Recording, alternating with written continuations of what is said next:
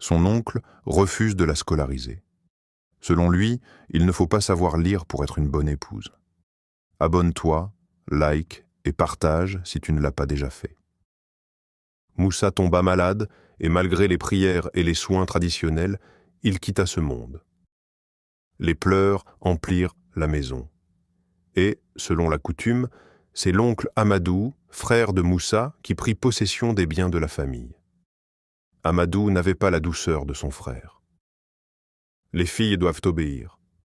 Sali doit se marier. C'est la coutume. Il n'écouta ni les larmes de Sali, ni les supplications de sa mère.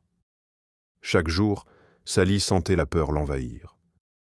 Elle se souvenait des paroles de son père, de sa promesse. Elle ne pouvait pas trahir ce rêve. Un jour, une mission humanitaire arriva au village. Parmi eux, une femme étrangère, Aïcha, parlait la langue locale avec douceur. Elle venait construire une école. Sali sentit une lueur d'espoir.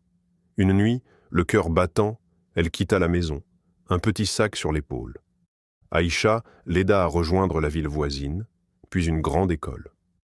Ce fut un long voyage, plein de peur, de fatigue, mais aussi d'espérance. Les années passèrent. La petite Sali devint docteur Sali Moussa. Elle portait fièrement son nom, celui de son père. Elle avait étudié dur, surmonté les obstacles, les moqueries et la solitude.